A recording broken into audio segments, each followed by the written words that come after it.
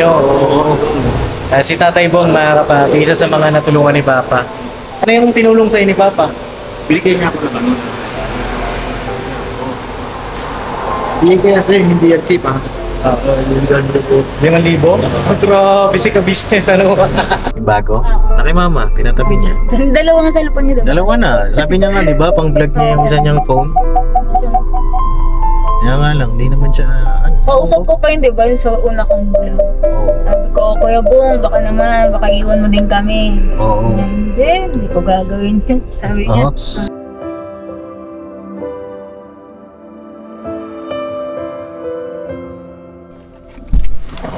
Okay,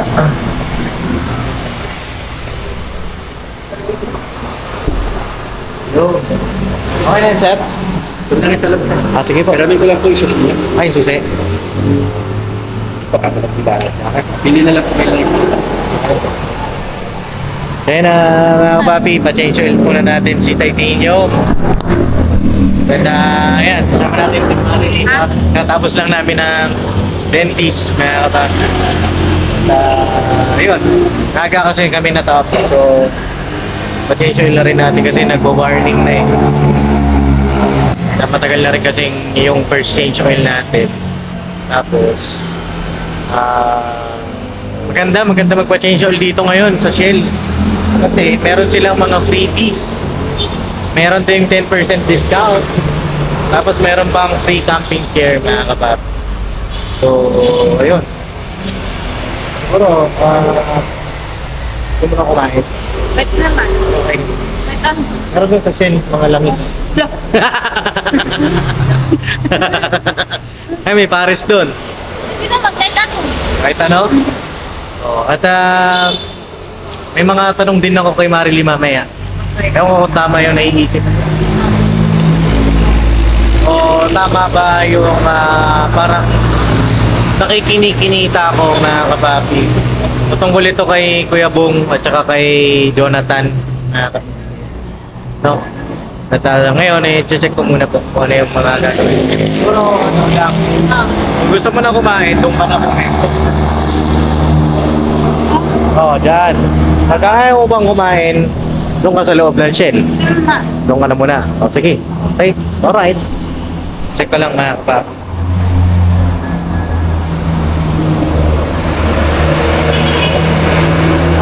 Mga ilang liters po yan, sir? 7 liters yata. 7? Oo. Ayan na siya.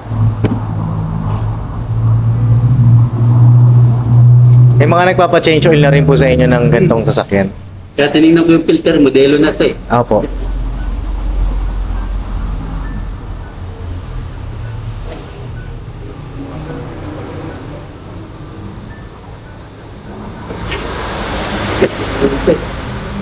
Kasi Bali, ano po yung mga libre niyan? May free cleaning na rin po yan ng ano, no? Na preno, gano'n. Opo, check up lang. Check up lahat. Pinapanood ko para matutunan ko ba? Kasi nahirap na, para meron ka bang knowledge din. At least kahit troubleshoot. Apo, troubleshooting. Ayan yung kanyang air filter na kapapi. Labas ito ng trip, sinisikip. Opo. Palitin ko siya. Kapalitin na po. Siyempre sabi ko. Sige po. Ano na po ito eh, 1 year. 1 year na siya. Ilan ang mileage siya? 18,000 po. 18. Ah, Bata pa po. Hindi naman siya masyadong nagagamit na kapapi. Pero 1 year na siya.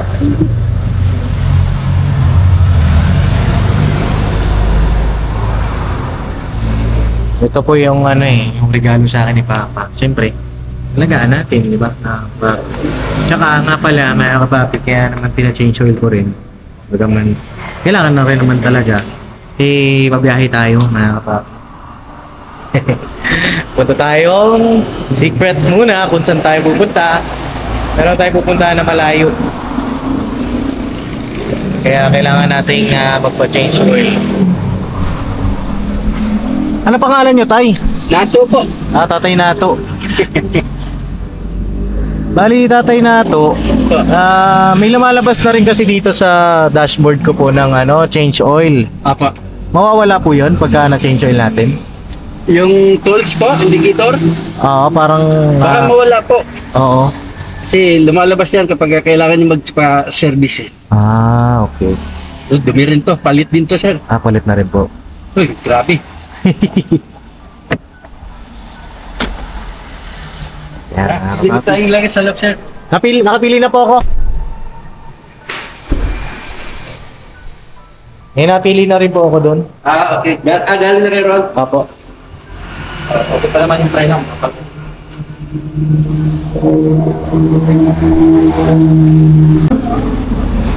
Wala pa rin ko dun, no? Yan. Wow, sarap ng upo mo ha. Dito muna lagay natin. Okay. Ayan oh. Parating ko na lang. Bali ang napili kong langis po ay ito. Pakita ko lang tayo. Ito. OW40. Fully synthetic. Mga ka-business, mga kabati. Yan. Alright.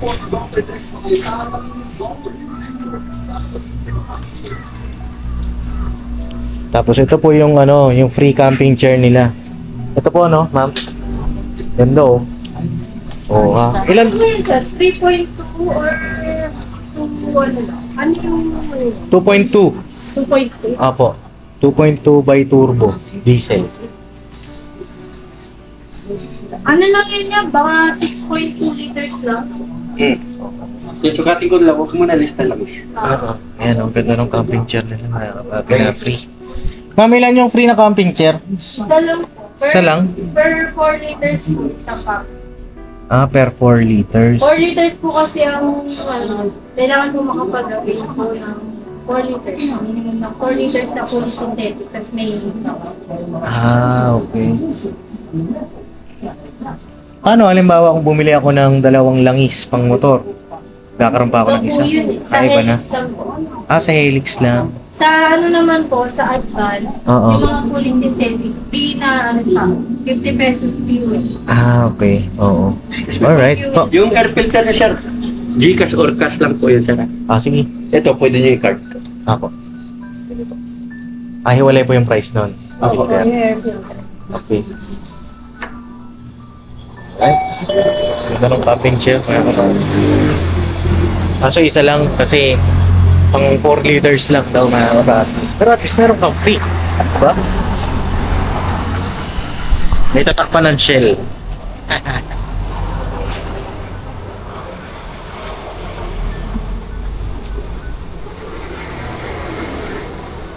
Nasa magkano po kaya yung air filter nito? 1.8 po yan sir. Dalawa? Oo, Set na? Dalawa na yan. Ah, 1.8. Set na siya. Oh. Mahal pala ang air filter ng Ford. Dumi na mga kapapi.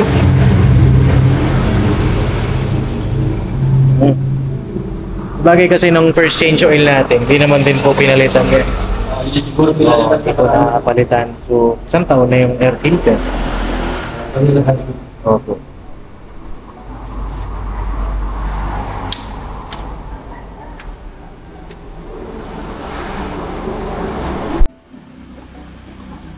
Para saan po yan, Tay? Panlinis po, para yung mga tumigas na langis, Apo. ano niya, pitrawin. Ah, okay. Meron po ako napanood, Tay, yung wag daw bobombahin yung makina. Hangin, tama po yun? Oo, bawal na yun talaga sir. Doon nasisira yung sasakyan kasi yung mga oil seal na Natadaan. Oo. Kasi yung mga oil seal na sasakyan, nagsalpak lang yan. Apo. Pag binugaan mo ng hangin, lalabas yun. So yun mga papi, pagka magpapa-change oil kayo, yun nga, bawal na daw po yun, yung bubombahin yung makina ng air pressure. Yun nga, yung oil seal masisira. So yan naglagay na si tatay ng flashing. Paki-start pa ako doon. Ay, start ba po? Ay, not sa akin pala. Sige po, ayun na po.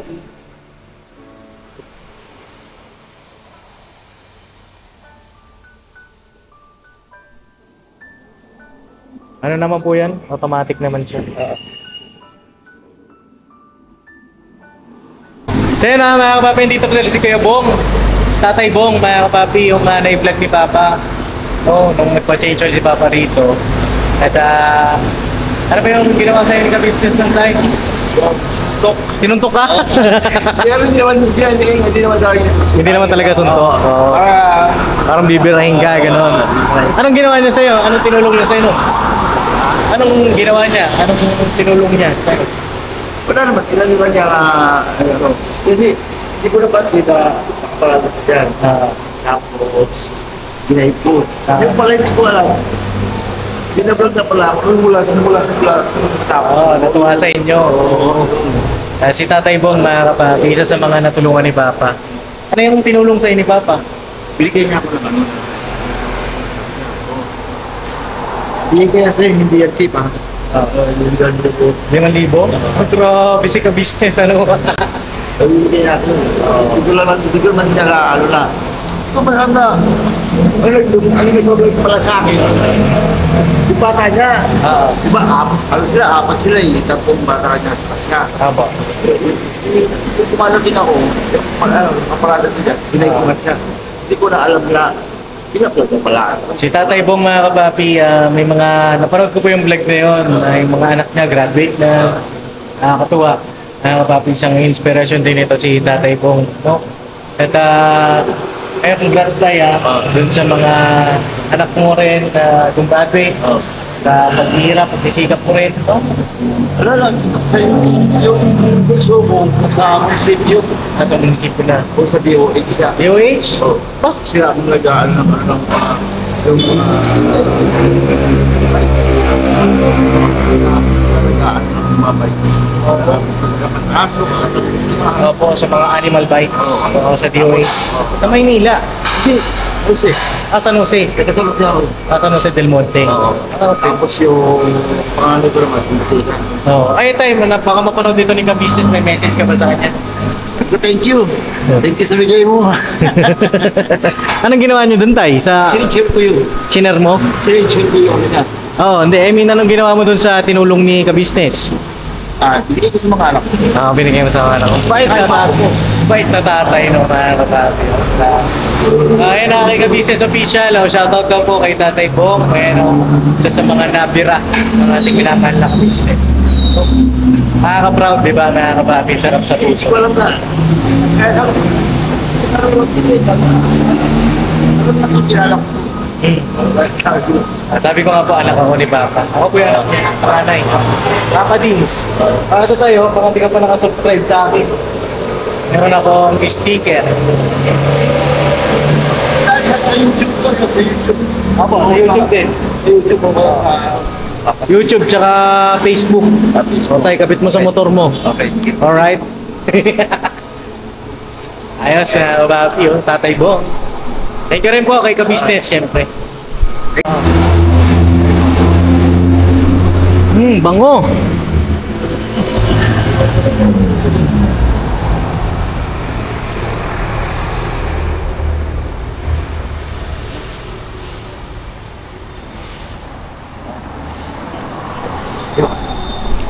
Ano na lang sir, pakilagay sa part ulit. Ay, park ko na. Oo.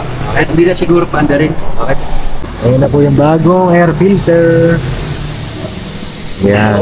Buti may stock kayo niyan, sir, no? Meron naman po yan. Sa lahat ng mga- Mahirap lang yung ano, yung mga Mazda, pero mga Ford, Nissan. Meron po kayo. Meron na yan. Okay. Okay naman din po yung ilalim. Opo, okay lahat yan. So yun na, mga kapapi. Kataas ko lang mag-edit nung sa kong vlog. At yun o. Ito, meron din silang free na cleaning ng air o aircon. Kaya mapapansin nyo may smoke pa. Usok. Ayan po yan. Ang likod. Ay, balikan ko na lang po kayo, mga kapapi.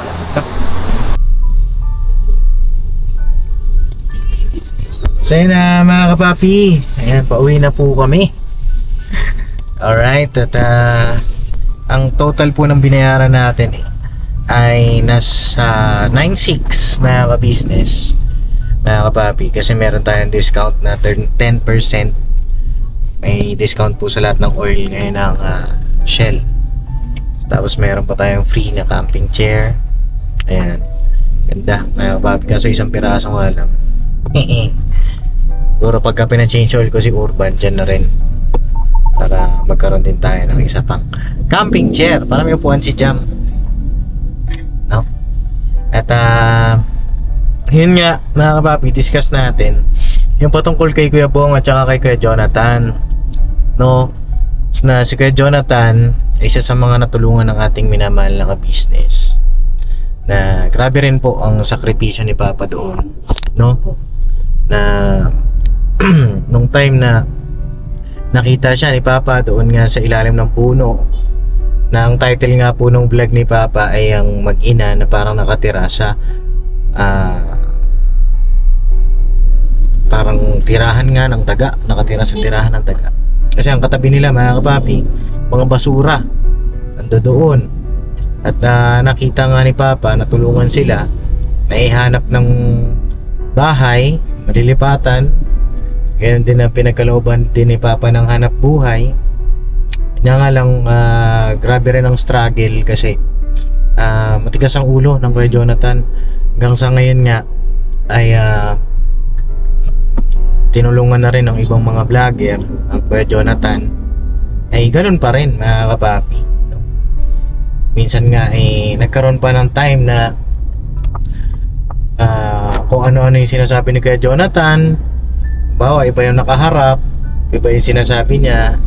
Pero pag nakaharap sa'yo, iba rin yung sinasabi niya, no? Pero pinagpasensyahan pa rin ni Papa pagka syempre inunawa yung sitwasyon ng Kuya Jonathan. At ang huling vlog ng ka-business official nung napanood ko nga po ay inaaya nga ni Papa na pumunta sa ospital, kasi nga si Kuya Jonathan ay ang latest nga po kay Kuya Jonathan ngayon, yung kanyang nanay na si Nanay Marita ay namayapa na. At ganun din si Nanay Marita, ayaw rin pong pumunta sa ospital kaya ganun ang nangyari din. Tapos si Kuya Jonathan naman ay yung naputot balat na lang ngayon. Napanood mo ba yung vlog na yun? Apo. Bakit kaya may mga ganun may mga ganun na tao na kahit na meron ng tumutulong at minsan nga yung tumutulong siya pa yung napapasama. Para sa akin kasi yung mga taong natutulungan, parang kung saan na lang sila sanay, doon na sila kampante, or doon na sila baga tawag dito, kung saan na sila komportable kasi. Diba? Doon na lang sila, kampante na sila doon. Doon na sila nasanay, gano'n. So, ayun nga po. Pero, di ko po alam kung ano yung magiging update pa doon kay Kuya Jonathan. Sa ngayon kasi, talagang pinilit ni Papa na pumunta siya ng ospital. Ayaw niya Papa, ilang beses na rin binalikan ni Papa yon. Nagkwento nga rin yun sa akin si Papa. Naawa talaga siya kay Kuya Jonathan. Sabi ni Papa sa akin nun, nung pag-off niya ng camera, sabi daw ni Kuya Jonathan sa kanya, alam mo kuya ka-business, sa lahat ng pumunta sa akin dito, ikaw lang yung yumakap sa akin. Sabi ni Kuya Jonathan kay Papa. Nadurog din yung puso ko nun mga kapapi nung sinabi ng Kuya Jonathan yun. At andun yung maiinis ka sa kanya, pero mas lamang yung awa na ang hirap mga kapapi kung ikaw yung nasa sitwasyon ng Kuya Jonathan, na kaya ganun kasi siya, kaya may mga ganun, no? Ito pansin ko lang mga kapapi, napagkaitan ng siguro nung bata pa, pagkaitan ng oportunidad, ng kaalaman, no? Siguro nung maliit pa siya, ganun na, di ba?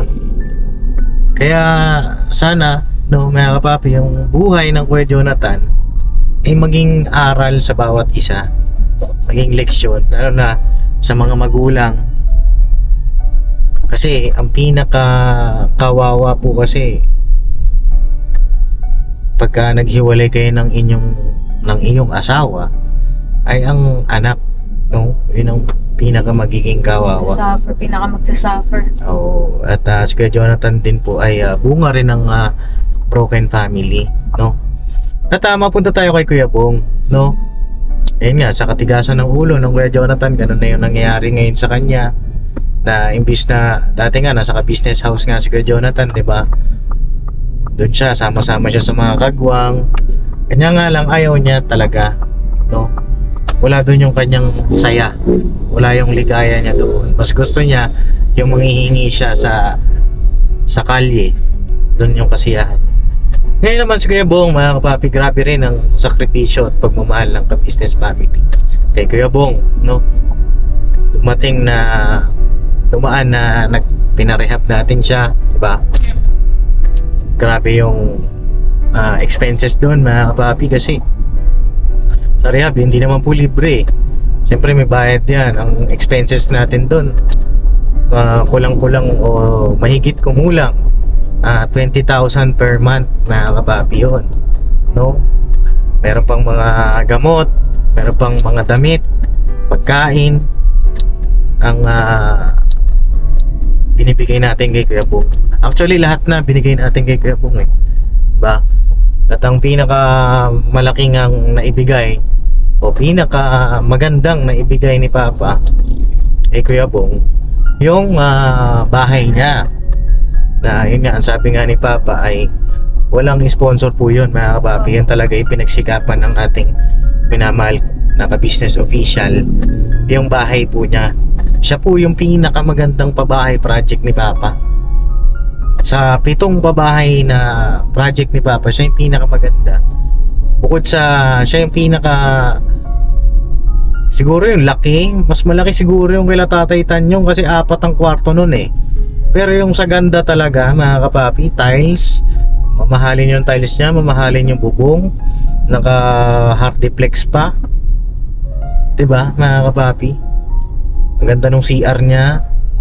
Panoorin niyo po yung ribbon cutting, no, doon sa bahay ng Kuya Bong, yung sa mga hindi po nakapanood, para mas lalo yung makita yung pagmamahal na ginawa ng ating ka-business official doon. Yun. Tapos ngayon, sa katigasan nga po ng ulo ng Kuya Bong, after nating mai-rehab at napunta ulit sa ka-business house, at may mga nagsasuggest din po na bigyan ng kalayaan si Kuya Bong. Ayan po yung nangyari, no? Kasi kami po talaga yung nakakakilala kay Kuya Bong, mga kapapi. Paano yan gumalaw, paano ang gawin niya. Ayun nga, bigyan ng laya. Ngayon ay grabe na po yung ginagawa ni Kuya Bong. Napanood po ba yung latest vlog ni Papa? Yung ano lang, nakita ka lang yung thumbnail. Oo. Alam mo bang ang bahay ni Kuya Bong ay wasak na, kapapi. Ang ginawa niya dun, Tinanggal niya yung mga electrical, sinira niya yung kisame, inugot niya doon yung mga wiring, mga kapapi, wirings ng bahay. Nakakadurog ng puso, mga kapapi, kasi pinaghirapan yun ng ating ka-business official. Tapos ganun yung nangyayari kay Kuya Bong. Talagang si Kuya Bong po ay malala na po, sobra na ang lala ng Kuya Bong. At sa akin, sa tingin ko, kung hahayaan natin si Kuya Bong, mga kapapi, mga ka-business, wala na kasing pamilya si Kuya Bong. Nang tumatayong pamilya ng Kuya Bong ay ang ka-business family, no? Kung hahayaan natin siya, maaaring maging kagaya siya ng Kuya Jonathan, di ba? Posible, di ba? Kasi tawag dito, mga kapapi, nung pinarehab ko si Kuya Bong, may mga sakit na siya eh. Di ba? Nagbabitamins na siya sa atay niya, sa baga niya, meron na ring tama yun, mga ka-business eh. So, ngayon, mga kapapi, ako, nararamdaman ko na hindi matitiis ni Papa yon si Kuya Bong. Na hindi arugain o disiplinahin si Kuya Bong. tama rin yung ibang comments po, mga kapapi, na binigay nga ni Papa yung bahay, pero hindi naman kasi dapat nasirain mo yun, di ba? Nakakalungkot lang kasi hindi pinahalagahan ng kuya mo. Ganon din si Kuya Jonathan, yung mga tulong na ipinagaloob ni Papa, na minsan pa nga si Papa pa yung napapasama, no? At ano kaya sa tingin mo dang yung may tutulong pa natin kay Kuya Bong, no? Sa akin Pwede bang naman, nakukuha ba sa turok yun? May psychological effects ba sa yung akin mga naman kasi mga ka-business, yung sa abot ng kaalaman ko, yun nga, naparehab na si Kuya Bong, no? Oh. Eh, ang rehab naman kasi mga ka-business, kumbaga ano lang siya kasangkapan lang siya or tool. Hindi mo siya pwedeng pagbatayan na doon na talaga maggagaling yung isang tao. Oo, makikita mo doon yung improvement. Oo. Pero later on kasi, parang nasa tao pa rin siya. Pag nakalabas na, di ba? Oo, kung magbabago talaga. Yung rehab, nandyan lang siya para, ayun, first step. Pero hindi siya guarantee na mababago yung buhay mo. So, ayun kay Kuya Bong, siguro, lahat naman na kasi ng tulong at pangunawa mga ka-business na ibigay na nila mama at saka nila papa. Siguro ang pinaka para sa akin, mga ka-business, parang boundaries siguro. Hindi mo siya bibigyan talaga ng laya. Oo. Kumbaga, eto, Kuya Bong, may schedule ka kung kailan ka mangangalakal kasi yun yung gusto niya nangangalakal. Kanya nga lang, pag binigyan mo nga ng schedule ng gano'n, hindi naman Hindi siya na bumabalik. Ayun Diba? nga mga Yung ka-business. mga nag-comment din na ipakulong, ganun. Mga ganun din, mga kapapi. Pag pinakulong naman, baka mas lalong isipin yan. Hindi na siya mahal. Oo. Ang hirap po, ano? Oo, At mahirap talaga. comment po kayo, mga kapapi, no, kung paanong dapat natin gawin para kay Kuya Pong. Kasi mahal namin yan si Kuya Pong. Nag-aalala rin kami. Lalo pa nga ngayon, talagang grabe na po yung ginagawa niya, mga kapapi, mga ka-business na. As in, binabakbak niya, inuunti-unti niya yung bahay niya. Hanggat merong mga bakal doon, hanggat meron siyang may ibibenta doon, awa sa akin niya yun, mga ka-business. Yun yung tama nung ginagawa niya, no? At pagka tuloy-tuloy siya ng ganyan, o hindi natin siya makikita, mga kapapi, maaaring magkasakit siya at maaaring dun siya bawian ng buhay. Huwag naman sana. Pero yun talaga, mga kapapi, nakikita ko na rason na isa sa mga magiging sayang, no? Sayang naman. Laki na ng hirap natin kay Kuya Pong. Kasi ang dami niya na pong sakit eh. Tapos di naman sa pag-aano, pero wala namang masama sa pangangalakal, di ba? Parang na trabaho yan, nahanap buhay. Pero kay Kuya Pong kasi, after niya mangalakal, rekta tulog na siya. Hindi na siya naglilinis. So lahat ng mga nasasagap niya, araw-araw yun, di ba? Naiipon lang sa katawan Naiipon niya. sa katawan niya. At yun, mga kapapi, comment po kayo at pakitulungan nyo kami ni Papa o buong ka-business family. Pakitulungan nyo po na paano dapat gawin natin kay Kuya Pong. Kung ipapakulong ba natin o paano natin siya mabibigyan ng disiplina. Na-explain naman na ni Papa yan, paano ba natin ipapakulong, diba? Paano, diba? Bigyan niyo po kami ng idea, mga kapapi. Alam namin mahal nyo rin si Kuya Bong, marami nagmamahal sa kanya. Pakitulungan niyo po kami paano natin mapapaayos si Kuya Bong, no? Opo. Kasi kung sa turok, palagay ko wala eh. Wala na, pating rehab, mga ka-business, wala na yun. So, more on ano na talaga, gawi na talaga niya yung dapat gamutin, no? So, ayun lang mga kapapi, at hanggang dito na lang po yung vlog ko. At nakakita na si Marilyn ng Papa Burger. Paborito ko yun ni Mama. Oo, at bibili muna kami ng merienda kasalubong namin kay Mama, no? Opo.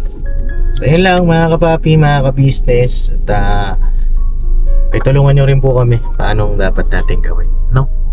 Sa lahat ng mga nagmamahal kay Kuya Bong. So yun lang, God bless po sa ating lahat. At naalala ko pa nga mga kapapi, kabibili nga lang niya nung cellphone niya eh. Hindi Saan pa- cellphone niya? Yung bago? Oo. Laki mama, pinatabi niya. Dalawang cellphone niya, diba? Dalawa na. Sabi niya nga, di ba, pang vlog niya yung isa niyang phone. Kaya nga lang, di naman siya, Kausap ko pa yun, di ba? Yung sa una kong vlog. Oo. Sabi ko, Kuya Bong, baka naman, baka iwan mo din kami. Oo. Hindi ko gagawin yun. Sabi niya. Oo. Tapos ayan na, hindi na bumalik. Papi. Nakakalungkot lang. No? Kaya Bong, at kung mapanood mo ito, eh, dito lang kami ng buong ka-business family. No? Nasasaktan kami sa ginagawa mo. Pero, sabi nga ni Papa, mas panaigin natin yung pag-ibig natin. No? Opo. Natural masaktan, natural magalit. Pero, mas piliin natin maging mabuting tao para sa kapwa natin, no? So yun lang, salamat po sa pagsama niyo po sa amin ngayong araw na ito at God bless po sa ating lahat. Comment down below sa mga suggestion. Lakas po namin yan, mga kapapi, mga ka-business. Alright, God bless po. I love you. I'll never say goodbye. Tomorrow is another day. Pirabanat. At pakiabangan nyo rin po i-upload ni Papa patungkol kay Christian. Opo. At nirescue na po nila ngayong araw yon. Christian, mga papi, sana yung makauwi ng payapa. Ganon din syempre ang ating minamahal na ka-business. Alright, God bless po. Banat.